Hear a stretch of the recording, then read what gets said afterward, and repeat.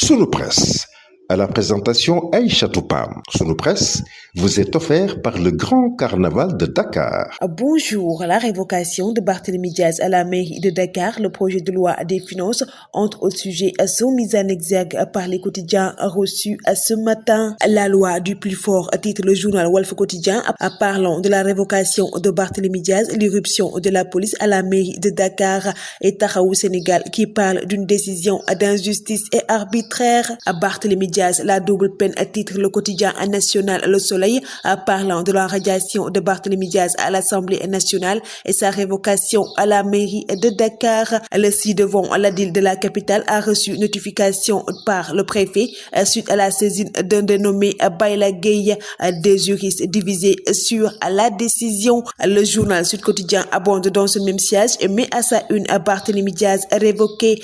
Personne ne peut me dessaisir de ma fonction de maire de Dakar tant que mon droit de recours n'est pas encore exercé, explique Barthélémy Diaz. Le journal revient sur ce qu'en dit réellement les articles L29, L30 et L277 du code électoral.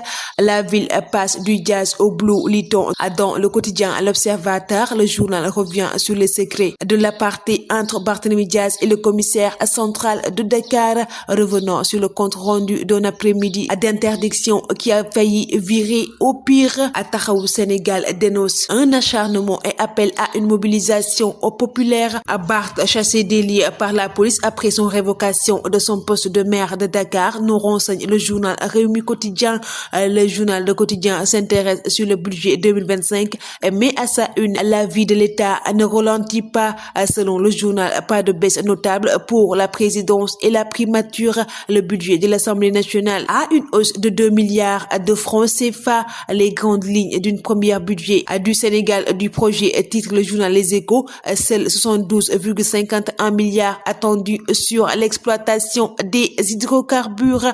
Les recettes fiscales projetées à 4 359 milliards de francs CFA, ce que révèle le projet de loi des finances 2025, titre le journal Libération. Le budget général s'élève à 4 794,6 milliards de francs CFA en recettes et 6 395,1 milliards en dépenses. Le budget 2024 de la présidence reconduit. Celui de l'Assemblée nationale passe de 20,16 à 22,47. Une enveloppe de plus de 1070 milliards de francs CFA dans le secteur agricole, plus de 1377 milliards consacrés à l'éducation et la formation professionnelle.